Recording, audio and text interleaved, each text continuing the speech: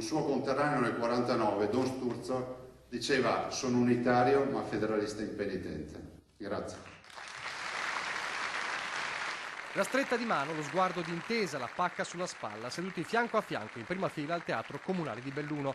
E quella richiesta di autonomia che emerge inevitabile davanti al capo dello Stato. Sergio Mattarella visita la montagna e lo fa accompagnato in ogni passo dal governatore del Veneto Luca Zaia, fin da subito in elicottero a sorvolare Longarone, quel Vajont che ancora grida giustizia, passando per le tante troppe lapidi dei morti di un 9 ottobre indimenticabile, quello del 1963, per arrivare all'ottobre più vicino, la montagna devastata che scorre nelle immagini in teatro. Io sono molto legato a questa provincia, alle sue montagne, che ho frequentato di continuo durante la mia ormai lunga vita. Prima con il Presidente abbiamo sorvolato le valli del Cadore. Dicevo al Presidente: guardi, da queste terre che sono impervie, che sono difficili, sono partiti molti veneti, molti bellunesi, molti cadorini, sono andati in giro per il mondo, ma non a riempire le galere, ma a farci onore, ad essere rispettati. E come aveva promesso, Zaia non si lascia scappare la possibilità di dirlo apertamente, quello che da tempo la montagna e il Veneto chiedono. Ma guardi, questa comunità la si può aiutare velocemente con 2 o 3 operazioni molto semplici.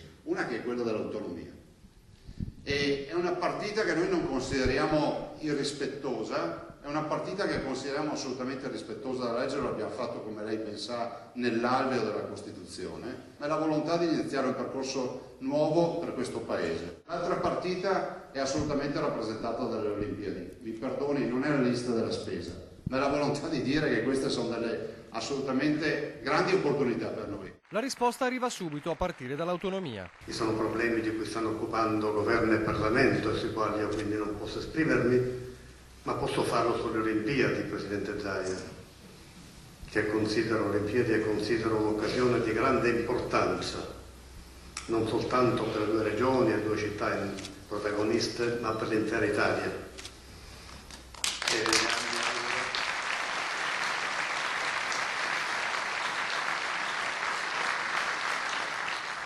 E le assicuro tutto il sostegno e l'appoggio possibile. Autonomia dribblata, ma secondo Zaia non troppo. Non mi aspettavo nulla di più rispetto all'autonomia, visto e considerato che è una materia dove la minima dichiarazione rischia di essere vissuta come un'ingerenza.